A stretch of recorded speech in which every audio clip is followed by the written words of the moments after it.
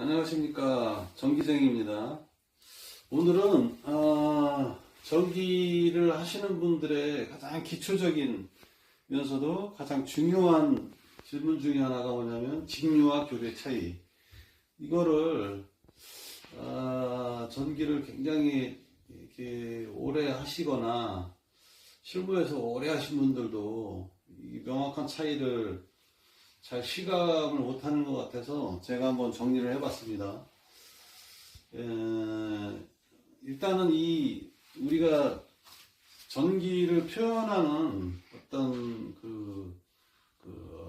방법으로서 우리는 수학으로 모든 것을 표현하고 있습니다. 수학으로 모델링을 해서 공학을 표현하고 있는데, 너무 수학에만 맹신을 하다 보면 실제 물리적 의미를 잘 캐치를 못하고 수학으로 시작해서 실무에 가서도 수학으로만 바라보는 그런 오류를 범하는 경우가 많습니다. 특히 교류가 그래요. 직류는 뭐 직진하는 전류 누구나 알고 있을 거라서 뭐 설명하기는 너무 쉬운 얘기니까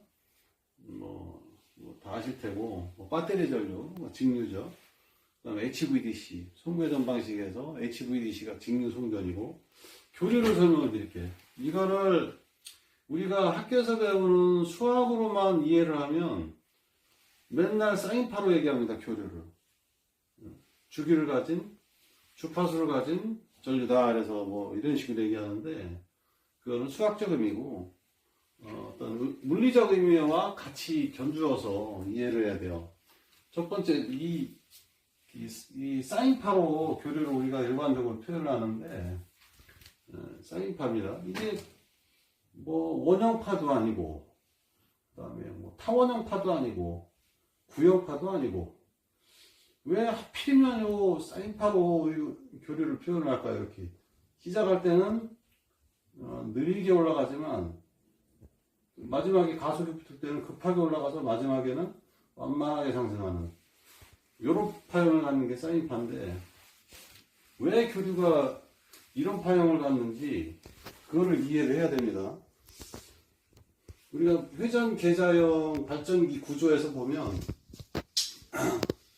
이 계자가 N극과 S극이 이 시작점에서 반시계 방향으로 회전한다고 가정을 해봅시다. 그러면 0에서 시작을 하면 이 점에서 N극이 시작을 하면 여기서는 쇄교 좌석이 없기 때문에 0입니다.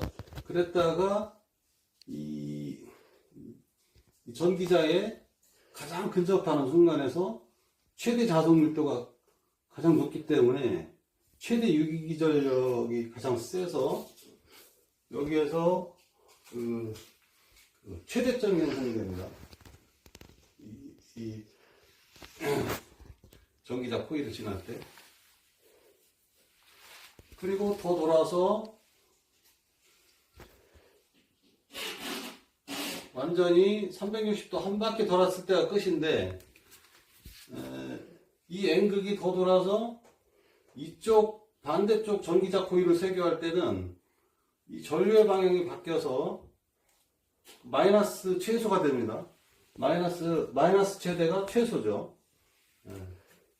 그래서 전류의 방향이 시작할 때 N극이 최대일 때는 전류의 방향이 아래로 흐르고, 이 영역입니다. 이 플러스 영역.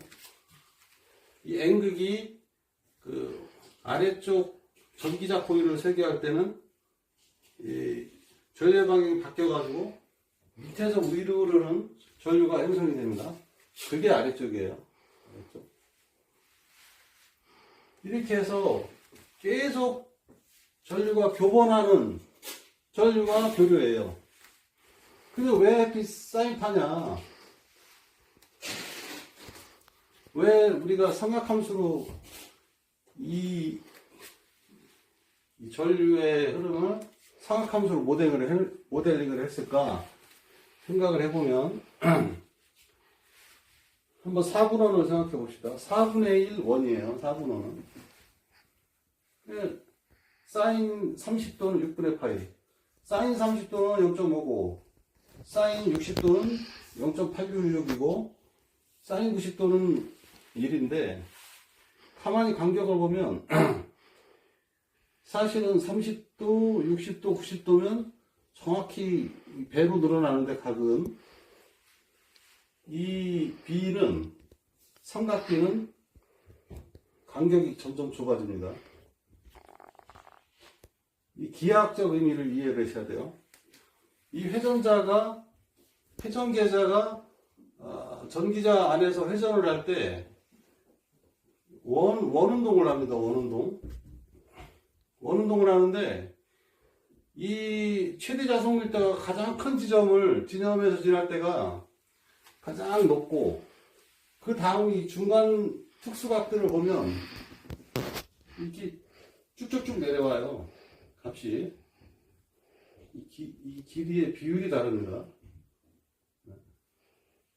여기서 0.5가 늘었으면 0.5가 늘었고 이건 30도 늘었고 30도 똑같이 늘었는데 각은 똑같이 3배가 증가했는데 이 값이 틀려집니다.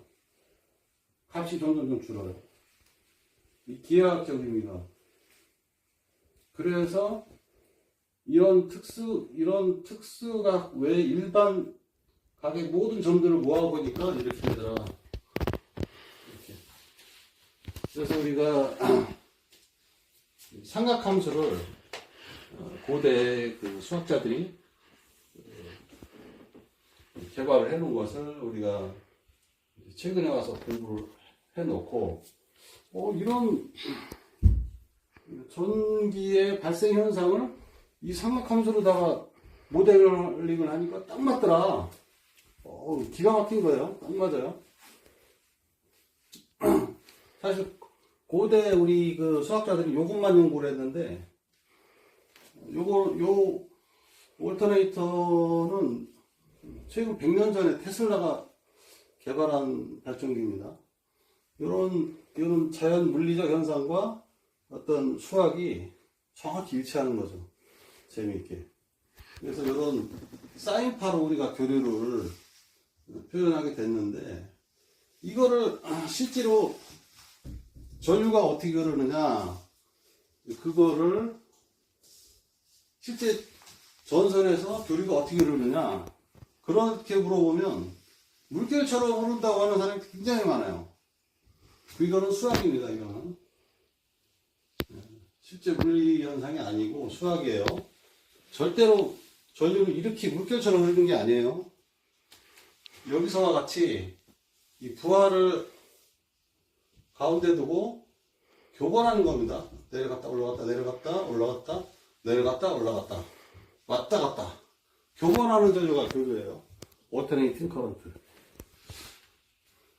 오실로스코프에 이게 이렇게 나오는데 전부 다 수학적 표현이에요. 전력 분석기도 그렇고. 근데 실제로 이거를 전류가 이렇게 흐른다고 생각하는 사람들이 대부분 많아요. 그러시면 안 돼요. 우리가 수학을 공부하는 방법을 사실 중고등학교 때 좀 수학 공부 제대로 했어야 되는데 너무 기호대 수학 위주로만 하다 보니까 기하학을 안 했어요. 기하학 공부를 많이 해야 됩니다. 기하를 공부해야 어떤 물리현상을 잘 이해할 수 있어요. 근데 기호대 수학만 가지고 하면 실무 감각이 없어져요. 그래서 이 삼각함수를 한번 정적분 해보자. 0에서 90도까지. 결과는 1이 나오는데 이게 면적인가요, 실제? 이게 1, 마이너스 1, 마이너스 1. 그래서 총 2파이는 제로인데 이게 0에서 90도까지 정적분하면 이게 1인데 이게 우리가 말하는 실제 넓이인가요? 아니죠. 왜냐? 주기함수는 가로축을 n개로 나누는 게 아니에요. 세타로 나눠요. 세타로. 각 세타 또는 시간 t로도. 그래서 무한급수, 일반 무한급수하고 의미가 다른 거예요. 각으로 나누기 때문에 이거 n을 무한번의 각으로 나눈 거라 우리가 그 일반 무한급수랑은 다릅니다. 그 풀이의 급수로 다뤄야 됩니다. 이거는 주기함수는 정적분은 이거는 뭐 수학적 참고사항이고